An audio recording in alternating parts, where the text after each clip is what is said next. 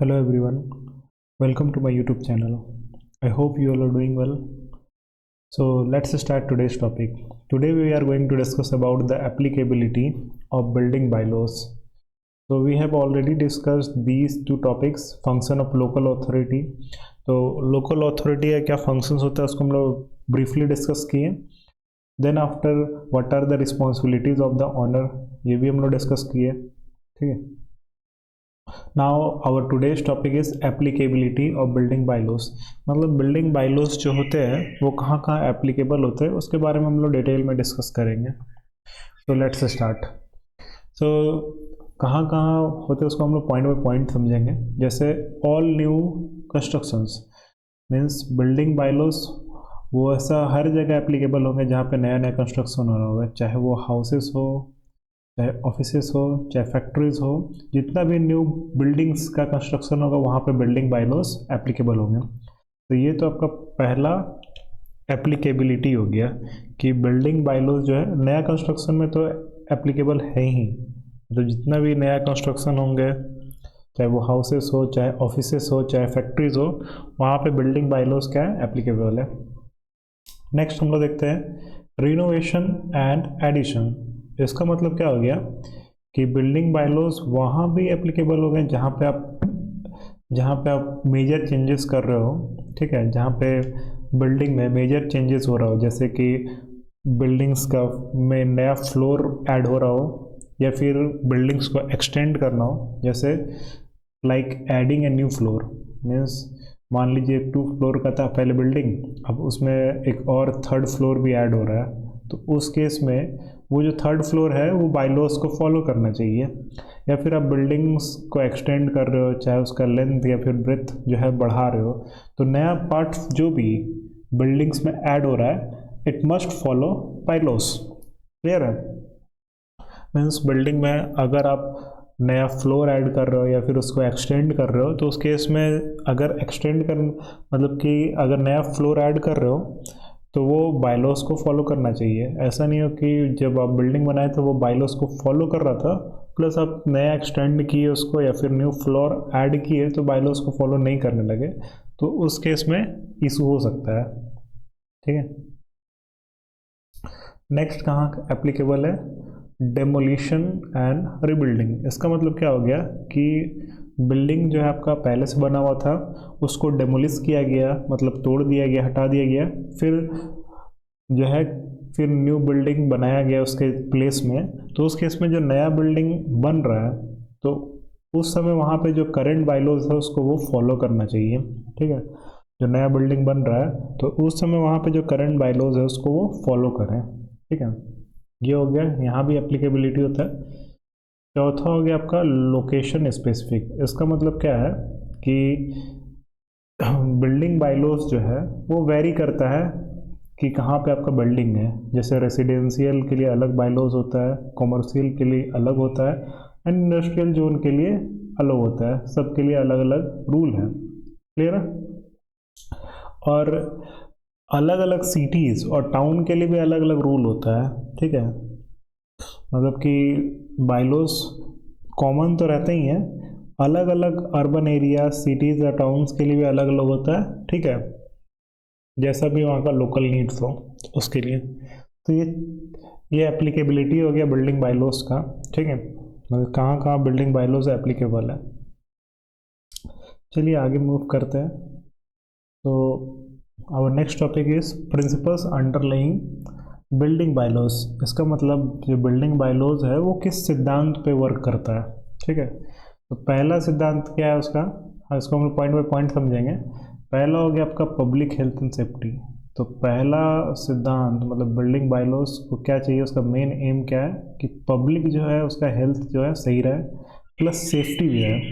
तो पब्लिक का हेल्थ कब सही रहेगा, जब आपका जो बिल्डिंग बन रहा है. ठीक है, ऑब्वियसली बायलॉज के थ्रू न्यूट्रिशंस तो नहीं मिलेगा पब्लिक को, तो होगा क्या कि बिल्डिंग जो है वो मतलब ऐसा मतलब कंस्ट्रक्ट होना चाहिए कि पब्लिक हेल्थ को प्रमोट करे. ठीक है, और उसका सेफ्टी को भी. तो बिल्डिंग मतलब कि अगर बायलॉज को फॉलो करता है तो बिल्डिंग्स में फ्रेश एयर जाएगा, इमरजेंसी एग्जिट भी रहेगा, प्रॉपर सैनिटेशन रहेगा, वेंटिलेशन रहेगा, तो ये क्या होगा, पब्लिक हेल्थ को प्रमोट भी करेगा और सेफ्टी इशू भी कोई नहीं आएगा, ठीक है, अगर बायलॉज को फॉलो करेगा, क्योंकि उस बायलॉज में हर चीज़ का क्राइटेरिया दिया हुआ है, चाहे वो सेफ्टी का हो, ठीक है, सेफ्टी में बहुत सारा चीज़ आता है, आपका मटेरियल सही होना चाहिए, प्लस जो आपका इंजीनियर या फिर वर्कर्स काम कर रहे हैं वो ट्रेंड होना चाहिए, एक्सपीरियंस्ड होना चाहिए, ये सब बहुत सारा चीज़ है, ठीक है। तो बायलॉज को अगर फॉलो करता है बिल्डिंग्स, उसके थ्रू बनता है, तो क्या होता है, वो पब्लिक हेल्थ को भी प्रमोट करता है और सेफ्टी को भी। क्लियर है। नेक्स्ट है ऑर्डरली अर्बन डेवलपमेंट, ठीक है, ऑर्डरली अर्बन डेवलपमेंट। तो बायलॉज जो है वो सिटीज़ को प्लान्ड वे में ग्रो करने में हेल्प करता है, ठीक है, प्लान्ड वे में, मतलब ऑर्डरली अर्बन डेवलपमेंट, ऐसा नहीं हो कि एक बिल्डिंग काफ़ी बड़ा है और दूसरा बिल्डिंग काफ़ी छोटा है, ठीक है, तो उस केस में क्या होगा, डेवलपमेंट ऑर्डरली नहीं दिखेगा, ऊपर से नैरो भी दिखेगा। तो बायलॉज को अगर फॉलो करता है, तो अगर कंस्ट्रक्शन जो है बिल्डिंग्स का बायलॉज के थ्रू हो रहा है, तो उस केस में क्या होगा, काफ़ी वो ऑर्डरली दिखेगा, बिल्डिंग्स का हाइट बहुत ज़्यादा नहीं दिखेगा, ना बहुत कम दिखेगा, तो ऐसे क्या होगा, और ऊपर से ग्राउंड कवरेज एरिया भी अलग अलग प्लॉट, मतलब जगह का अलग अलग रहता है, तो जिससे क्या होता है, स्पेस काफ़ी मिल पाता है, ठीक है, स्पेस काफ़ी मिलेगा तो ऑब्वियसली ऑर्डरली दिखेगा। तो बायलॉज क्या करता है, हेल्प करता है सिटीज़ को ग्रो करने में इन ए प्लान्ड वे, ठीक है। अब प्लान्ड वे में और कैसे हो सकता है, this means having organised neighbourhood, ठीक है, नेबरहुड ऑर्गेनाइज रहेगा, आपका बिल्डिंग सटा हुआ नहीं रहेगा, अच्छा स्पेस रहेगा बीच में, प्राइवेसी भी जिसके कारण मिलेगा, ठीक है, with designated Jones for residential, commercial and industrial users, ठीक है।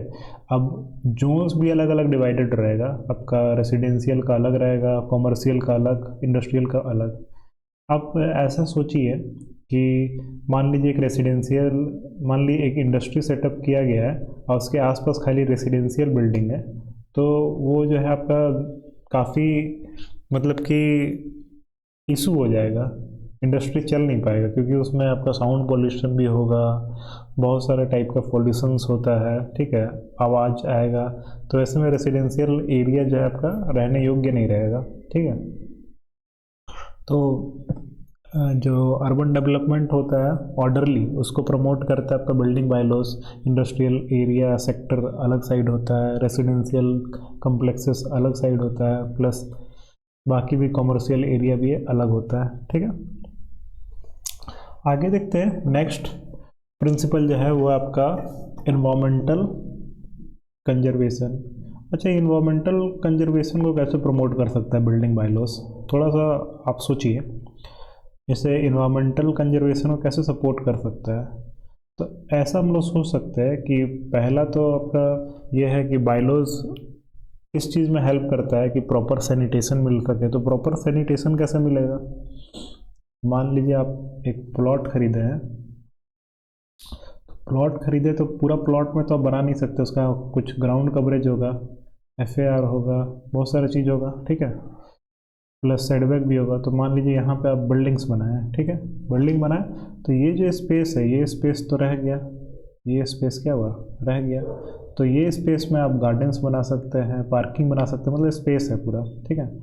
अब बिल्डिंग बायलॉज कैसे हेल्प करता है इन्वायरमेंट के कंजर्वेशन में, पहले तो ये स्पेस प्रोवाइड किया जिससे गार्डन्स वगैरह मिला, पार्क्स मिला, ठीक है, तो उससे क्या हुआ कि गार्डन्स मिला, तो थोड़ा तो वो इन्वायरमेंट के लिए अच्छा रहा, प्लस दूसरा चीज़ कि अगर इन्वायरमेंट को हम लोग को साफ़ सुथरा रखना है, कंजर्व करना है, तो मैनेजमेंट जो है आपका वेस्ट का होना अच्छे से ज़रूरी है। तो अगर स्पेस रहेगा तो वेस्ट मैनेजमेंट हम लोग ठीक से कर पाएंगे, ठीक है, मीन्स हर एक घर जो है आपका वो जितना भी यूटिलिटीज़ है उससे कनेक्टेड रहेगा, ठीक है। और बिल्डिंग बायलॉज में बहुत सारा ऐसा चीज़ होता है, जैसे कि अगर आप स्कूल का बिल्डिंग बना रहे हैं, ठीक है, तो स्कूल का बिल्डिंग बना रहे हैं तो उसमें रेन वाटर हार्वेस्टिंग होना ज़रूरी है, ठीक है, क्योंकि वो प्रमोट करता है बिल्डिंग बायलॉज के थ्रू, तो रेन वाटर हार्वेस्टिंग एकदम ज़रूरी होता है। ताकि जब समर का टाइम चल रहा हो तो वहाँ पे जितना भी गार्डन्स पार्क वगैरह हो, स्कूल कैंपस के अंदर जितना भी गार्डन वगैरह हो, ठीक है, उसको आराम से पानी दिया जा सके। क्लियर है? प्लस ये भी प्रमोट करता है बायलॉज कि जो आपका सोलर पैनल्स है उसको प्रमोट करता है कि वो ही छत पे लगाया जाए ताकि एनर्जी भी कंजर्व हो। ठीक है, पूरा एनर्जी एफिशिएंट यूटिलिटीज़ वगैरह रहे। ठीक है, जितना भी आपका इलेक्ट्रिकल अप्लाइंसेस यूज़ हो रहा है सब एनर्जी एफिशिएंट रहे। तो इसके थ्रू जो है जो आपका बायलॉज है वो इन्वायरमेंटल कंजर्व करता है। इनफैक्ट पॉल्यूशन को भी लिमिट करता है बायलॉज। क्लियर है? I hope you understand. Now the next is space management. Space management कैसे करता है बायलॉज? स्पेस मैनेजमेंट कैसे करेगा? तो इसमें बहुत सारा क्राइटेरिया होता है बायलॉज में। पहला हो गया ग्राउंड कवरेज, फिर हो गया सेटबैक्स। ठीक है, ग्राउंड कवरेज लिमिट, सेटबैक हो गया। इसके थ्रू क्या करता है? ये स्पेस मैनेजमेंट करता है। तो कैसे करता है? ग्राउंड कवरेज का लिमिट मतलब ही हो गया, अगर 50% ग्राउंड कवरेज लिमिट है इसका मतलब 50% में ही आप बिल्डिंग कंस्ट्रक्ट कर सकते हैं। तो 50% खाली रह गया, यानी स्पेस मिला तो क्या होगा? ऑर्डरली डेवलपमेंट होगा। ठीक है, देखने में एस्थेटिक लुक अच्छा लगेगा। और प्लस सेटबैक भी रहता है कि सेटबैक क्या हो गया? प्लॉट के बाउंड्री से बिल्डिंग का एज जो होता है वो भी सेटबैक हो गया। अगर इनकेस बाउंड्री नहीं दिया हुआ है प्लॉट का तो रोड से जो है आपका बिल्डिंग का कितना दूरी है उसको बिल्डिंग लाइन भी बोला जाता है। ठीक है, मतलब उसके पार आप जो है बिल्डिंग्स को कंस्ट्रक्ट नहीं कर सकते। तो इसके थ्रू क्या करता है? स्पेस मैनेजमेंट बायलॉज करता है। ठीक है, नेक्स्ट है हार्मोनाइज्ड इंफ्रास्ट्रक्चर। हार्मोनाइज्ड इंफ्रास्ट्रक्चर मतलब क्या होता है कि बायलॉज जो है वो हेल्प करता है to align construction with the city utilities. इसका मतलब जहाँ भी आपका कंस्ट्रक्शन हो रहा है, चाहे वो बिल्डिंग हो, चाहे ऑफिस हो, चाहे स्कूल हो, तो उसको कनेक्ट करता ही है बाकी सारे यूटिलिटीज़ से, इंफ्रास्ट्रक्चर से, जैसे कि रोड हो गया, सीवेज सिस्टम हो गया, वाटर सप्लाई हो गया, इससे जो है कनेक्ट करता है यूटिलिटीज़। ये सब जो यूटिलिटीज़ उससे कनेक्ट करता है जितना भी कंस्ट्रक्शन बिल्डिंग्स का हो रहा हो उसको। ठीक है, ताकि जो है हर एक बिल्डिंग को प्रॉपरली एसेंशियल सर्विसेज मिलते रहे। ठीक है, प्रॉपरली कनेक्टेड रहे और उसको एसेंशियल सर्विसेज मिलते रहे। क्लियर है? Now we have to read the setbacks और बिल्डिंग लाइन। तो we already know what is a setback and a building line. फिर भी एक बार हम लोग एक बार और देख लेते हैं। Let me change the colour. So example के थ्रू समझते हैं हम लोग। अगर आप एक प्लॉट खरीद रहे हैं, ठीक है, प्लॉट खरीद रहे हैं, अगर वहाँ का 50% ग्राउंड कवरेज है, इसका मतलब 50% में आप क्या करेंगे? बिल्डिंग बनाएंगे। अगर आप 50% एरिया में बिल्डिंग बनाएंगे इसका मतलब क्या होगा? जो रिमेनिंग पार्ट है जो कि हम लोग को छोड़ना पड़ता है, सब एरिया का अलग अलग सेटबैक होता है। ठीक है, तो ये जो आपका डिस्टेंस है यही क्या हो गया? सेटबैक हो गया। इसी को हम लोग क्या बोलते हैं? सेटबैक। जो प्लॉट के बाउंड्री से लेके बिल्डिंग का बाउंड्री का जो स्पेस रहता है इसी को हम लोग क्या बोलते हैं? सेटबैक। ठीक है, ये हो गया सेटबैक। अगर यहाँ पे गेट है तो ये फ्रंट सेटबैक हो गया, फिर ये बैक सेटबैक हो गया, ये साइड सेटबैक हो गया। क्लियर? सेटबैक का मेन काम क्या होता है? मेन काम होता है कि जो बिल्डिंग है उसमें नेचुरल लाइट और एयर फ्लो हो। ठीक है, प्राइवेसी मिले। प्राइवेसी कैसे मिलेगा? क्योंकि अगला जो आपका प्लॉट होगा वो इस साइड होगा तो वो बिल्डिंग काफ़ी दूर रहेगा, तो इतना स्पेस रहेगा तो एक प्राइवेसी भी मिलेगा। ठीक है, नेक्स्ट जो है वो सेफ्टी को भी प्रमोट करता है। कैसे? तो setback helps keep space for fire trucks and emergency teams to access building if needed. तो सेटबैक जो है वो एक स्पेस प्रोवाइड करता है for fire trucks. In case अगर बिल्डिंग में आग लग जाता है या फिर कोई इमरजेंसी टीम को एंटर करना है कोई चीज़ के लिए, तो वो सेटबैक क्या करता है? बिल्डिंग में स्पेस प्रोवाइड करता है। ठीक है, clear?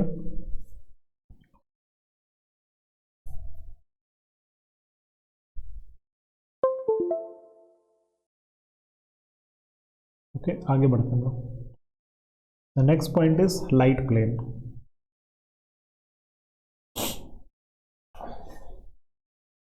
Let's understand what a light plane is. ठीक है, लाइट प्लेन क्या होता है? एक्चुअली ये आपका हाइट को लिमिट करता है। ठीक है, इमेजनरी लाइन है। डेफिनेशन का अगर हम बात करें तो क्या हो गया? A light plane is an imaginary line that limits the height of the building. तो एक इमेजनरी लाइन है जो कि बताता है कि बिल्डिंग का हाइट इतना ही होना चाहिए, इससे ज़्यादा हाइट का बिल्डिंग आप बना नहीं सकते हैं। ठीक है, तो एक तरह से आप समझ लिए एक छत है एक तरह से। ठीक है, ये क्या है? एक तरह से एक छत हो गया जो कि सारे बिल्डिंग्स के लिए एप्लीकेबल है उस प्लेस में। ठीक है, जहाँ का भी हम लोग लाइट प्लेन का बात कर रहे हैं कि उससे ऊपर जो है आपका बिल्डिंग बनाया नहीं जा सकता, हाइट को लिमिट कर देता है। ठीक है, तो इसका मेन काम क्या हो गया? It's main work is to ensure that the sunlight can reach the lower floors and neighbouring properties.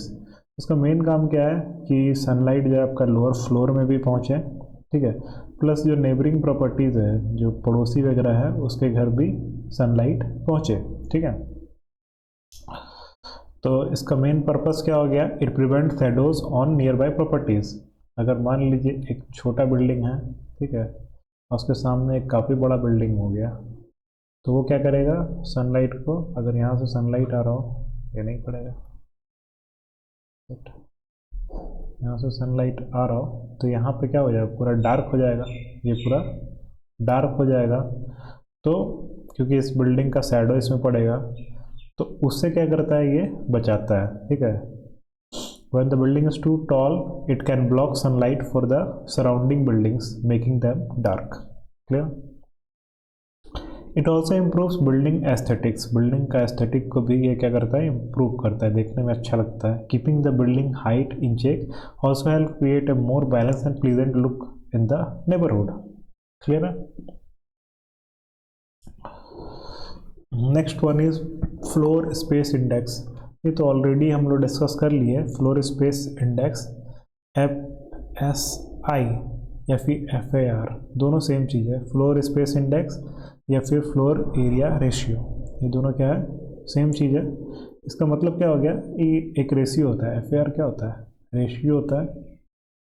FAR का FSI भी बोल सकते हैं, दोनों सेम चीज़ है, बस एब्रीविएशन अलग अलग है। FSI means floor space index, FAR means floor area ratio. ठीक है, ये रेशियो क्या होता है? Total floor area, total floor area upon area of plot, area plot. ठीक है, ये हो गया आपका FAR। ठीक है, अगर कहीं का FAR 2 है, FAR 2 है मीन्स आप 2 टाइम्स ऑफ एरिया प्लॉट जो है ये बना सकते हैं। जैसे मान लीजिए आप एक प्लॉट खरीदें, ठीक है, जिसका एरिया है 2000 मीटर स्क्वायर। ठीक है, अब इसमें आपको क्या करना है? बिल्डिंग कंस्ट्रक्ट करना है। ठीक है, बिल्डिंग कंस्ट्रक्ट करना है तो सबसे पहले तो आप ग्राउंड कवरेज देखेंगे। तो ग्राउंड कवरेज देखेंगे, मान लीजिए 50% वहाँ का ग्राउंड कवरेज है, यानी आप बिल्डिंग बना सकते हैं मात्र 1000 मीटर स्क्वायर एरिया में। अगर वहाँ का FAR 2 है, इसका मतलब क्या है कि 2 times of area of plot आप बिल्डिंग कंस्ट्रक्ट कर सकते हैं। जैसे अगर FAR 2 है, इसका मतलब 2 टाइम्स ऑफ 2000। ठीक है, प्लॉट का एरिया कितना था? 2000 था, यानी 4000 मीटर स्क्वायर एरिया में आप बिल्डिंग कंस्ट्रक्ट कर सकते हैं। तो वो 4000 आप कैसे कीजिएगा? 1000 का आप एक फ्लोर बना दिए, फिर उसके ऊपर वाला फ्लोर 1000 का बनाए, फिर उसके ऊपर का 1000 का, फिर उसके ऊपर का 1000 का। तो ऐसे से आप क्या कर सकते हैं? 4000 मीटर स्क्वायर का कंस्ट्रक्शन कर सकते हैं, और ये अकॉर्डिंग टू बायलॉस भी हो जाएगा। ठीक है, क्लियर है? तो ये क्या करता है? FAR लिमिट करता है कि टोटल बिल्डिंग एरिया जो है प्लॉट में, वो उसको लिमिट करता है ताकि आपका लैंड जो है ओवर क्राउडेड बिल्डिंग से नहीं दिखे। ठीक है, क्लियर है? And it also balances development by regulating the number of floors and total building area. तो डेवलपमेंट को ही बैलेंस करता है। कैसे बैलेंस करता है? तो वो रेगुलेट करता है कि रेगुलेट किसको करेगा, नंबर ऑफ फ्लोर्स को भी और टोटल बिल्डिंग एरिया को भी, ठीक है। FSI helps keep a good balance between open space and built up area। Balance किया, ओपन स्पेस भी उस बिल्डिंग में रहेगा और बिल्ट अप एरियाज भी रहेगा, तो दोनों को बैलेंस करके ये चलता है। क्लियर है? I hope you enjoyed the lecture. Thank you so much. This is all for today. Thank you so much. ठीक है, and kindly subscribe my channel in order to get more valuable videos.